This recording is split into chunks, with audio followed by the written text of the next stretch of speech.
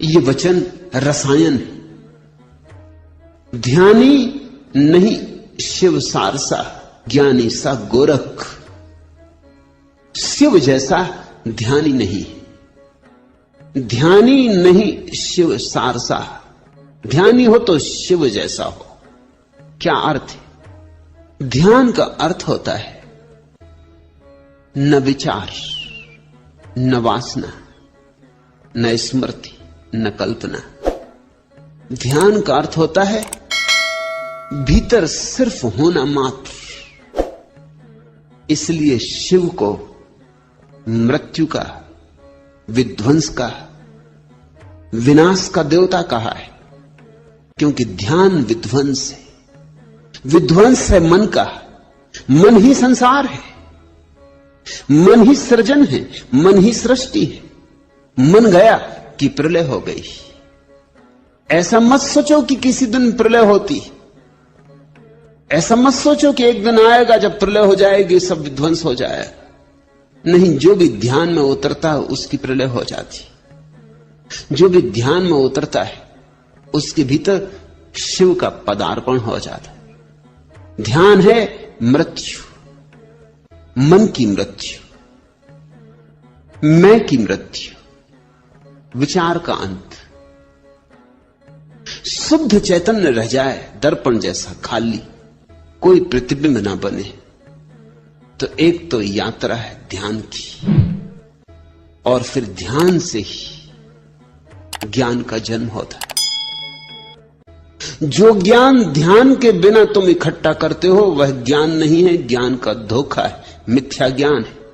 शास्त्रों से, सिद्धांतों से, दूसरों से, अन्यों से तुम जो इकट्ठा कर लेते हो वह ज्ञान नहीं। ज्ञान तो ध्यान में जन्मता है। ध्यान है शुद्ध बोध।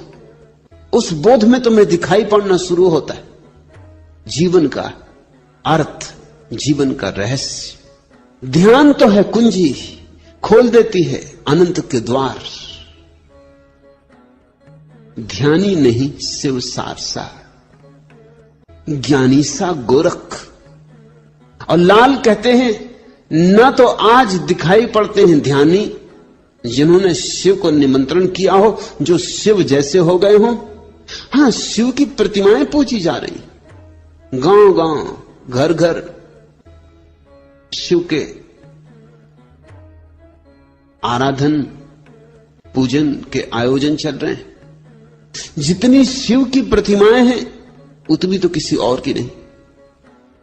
सरल भी है, कहीं से भी गोल पत्थर ढूंढ के रख दो किसी भी झाड़ के नीचे और शिव की प्रतिमा निर्मित हो गई। शिवलिंग कहीं से भी ढूंढ लाओ और किसी भी पेड़ के नीचे बिठा दो, छप्पर की भी कोई जरूरत नहीं। शिव की जगह जगह पूजा हो रही, लेकिन शिव पूजा की बात नहीं है, शिवत्व उपलब्धि की बात है। वो जो शिवलिंग तुमने देखा है बाहर मंदिरों में, वृक्षों के नीचे, तुमने कभी ख्याल नहीं किया उसका आकार ज्योति का आकार है, जैसे दिए की ज्योति का आकार होता है। शिवलिंग अंतर ज्योति का प्रतीक है। जब तुम्हारे भीतर का दिया जलेगा तो ऐसी ही ज्योति प्रकट होती, ऐसी ही शुभ्र, यही रूप होता उसका। और ज्योति बढ़ती जाती और धीरे धीरे ज्योतिर्मय व्यक्ति के चारों तरफ एक आभा मंडल होता है। उस आभा मंडल की आकृति भी अंडाकार होती। रहस्यवादियों ने तो इस सत्य को सदियों पहले जान लिया था, लेकिन इसके लिए कोई वैज्ञानिक प्रमाण उनके पास नहीं थे। लेकिन अभी रूस में एक बड़ा वैज्ञानिक प्रयोग चल रहा, क्रिलियन फोटोग्राफी। मनुष्य के आसपास जो ऊर्जा का मंडल होता है, अब उसके चित्र लिए जा सकते हैं। इतने सूक्ष्म फिल्में बनाई जा चुकी हैं जिनसे न केवल तुम्हारी देह का चित्र बन जाता है, बल्कि देह के आसपास जो विद्युत प्रकट होती है उसका भी चित्र बन जाता है।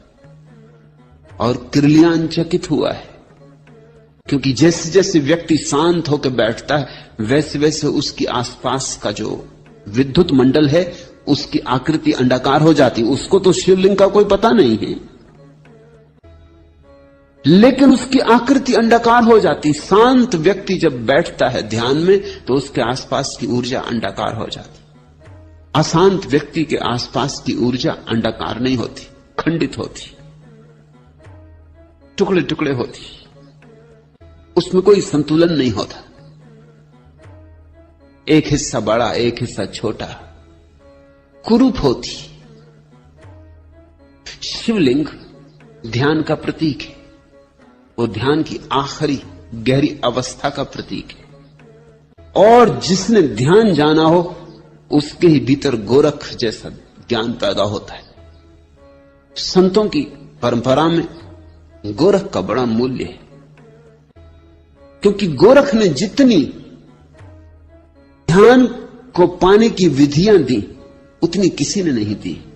गोरख ने जितने द्वार ध्यान के खोले किसी ने नहीं खोले। गोरख ने इतने द्वार खोले ध्यान के कि गोरख के नाम से एक शब्द ही हमारे भीतर चल पड़ा, गोरख धंधा। गोरख ने इतने द्वार खोले कि लोगों को लगा कि तो बड़ी उलझन की बात हो गई। गोरख ने एक आध द्वार नहीं खोला, अनंत द्वार खोल दिए। गोरख ने इतनी बातें कह दी जितनी किसी ने कभी नहीं कही थी। बुद्ध ने ध्यान की एक प्रक्रिया दी है, विपस्सना, बस पर्याप्त। महावीर ने ध्यान की एक प्रक्रिया दी है, शुक्ल ध्यान, बस पर्याप्त। पतंजलि ने ध्यान की एक प्रक्रिया दी है, निर्विकल्प समाधि, बस पर्याप्त। गोरख ने परमात्मा के मंदिर के जितने संभव द्वार हो सकते हैं सब द्वारों की चाबियां दी। लोग तो उलझन में पड़ गए, विभूचन में पड़ गए, इसलिए गोरख धंधा शब्द बना लिया। जब भी कोई विभूचन में पड़ जाता तो वो कहता बड़े गोरख धंधे में पड़ा हूं। तुम्हें भूल ही गया कि गोरख शब्द कहां से आता, गोरखनाथ से आता है। गोरखनाथ अद्भुत व्यक्ति है, उनकी गणना उन थोड़े से लोगों में होनी चाहिए। कृष्ण, बुद्ध, महावीर, पतंजलि, गोरख, बस इन थोड़े से लोगों में ही उनकी गिनती हो सकती है। वो उन परम शिखरों में से एक है। लाल कहते हैं गोरख सा ज्ञानी नहीं हुआ, क्योंकि गोरख ने जिस भांति अपने को मिटाया। गोरख कहते हैं मरो है जोगी मरो, मरो मरण है मीठा, तिस मरणी मरो जिस मरणी मर गोरख दीठा। कहते हैं योगियों मरो, क्योंकि मरने के सिवाय और कोई उपाय नहीं। अहंकार को गलाओ, जलाओ, भस्मीभूत कर दो। मरो है जोगी मरो, क्योंकि मृत्यु से ही तुम अमृत पा सकोगे। मरो मरण है मीठा। गोरख कहते हैं इससे बड़ी कोई मीठी अनुभूति नहीं है दुनिया में। अहंकार के जाने पर मिठास ही मिठास छूट जाती। अहंकार कड़वा है, मीसा कड़वा है। अहंकार जहर है और हम उसी जहर से भरे जीते, उसी को हम जिंदगी कहते हैं। फिर स्वभावतः हमारी जिंदगी में अगर सिवाय दुख, पीड़ा और कांटों के कुछ भी नहीं होता तो आश्चर्य नहीं। फिर अगर हमारा जीवन एक नर्क की कथा ही होती तो कुछ आश्चर्य नहीं। गोरख कहते हैं मरो मरण है मीठा। काश तुम मर सको तो तुम इस जगत के अपूर्व मिठास को उपलब्ध हो जाओ।